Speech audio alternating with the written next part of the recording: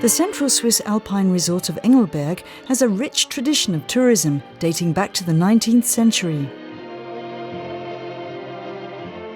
These days, it's also a winter mecca for freeriders. In the spring, it's full of middle-class Indians on round Europe bus tours, so many hotels are fully booked at this time of year. There seems to be plenty to do. You can visit the ancient monastery and see how cheese is made. There are spa hotels, fun rides, golf. But the strong franc is having a big impact on tourism. We've suffered quite a reduction in bookings from key markets such as Germany, the Benelux countries, Britain and Scandinavia. Help came from the Luxembourg-based online events company Exnet. Engelberg was asked to become one of 10 European villages that can be rented out.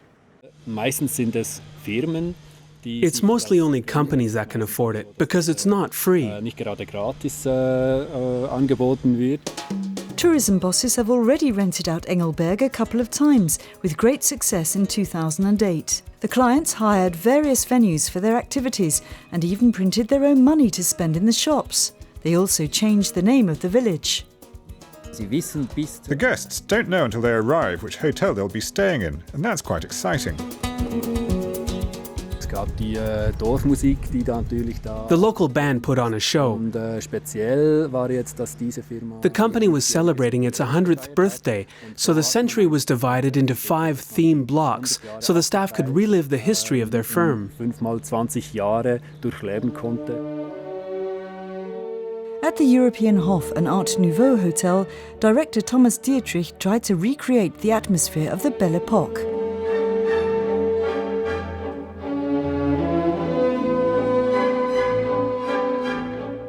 I think the guests don't want to just sleep and eat.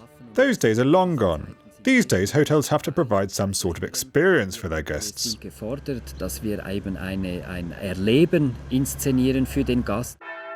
Even the monastery will have to play a role in the renting scheme. The abbot will present paying guests with the symbolic key to the village. We have to make sure that we appeal to people, and this is one way of bringing new guests here, helping them to forge new contacts with Engelberg. Some of the locals were a bit sceptical when they first heard that their village was to be rented out, like the director of the lovingly restored Kursaal concert and conference venue.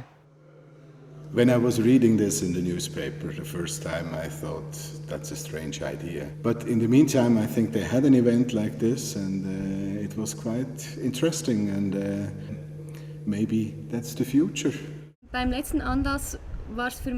The last event was a bit over the top. People drank too much and got a bit drunk.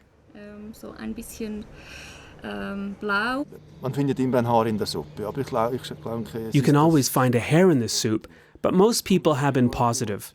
A lot of companies bring their staff to Engelberg in winter just to go skiing. Now they've got a chance to see Engelberg from a different perspective in summer. I find that a terrific idea, and I would be with it in a minute.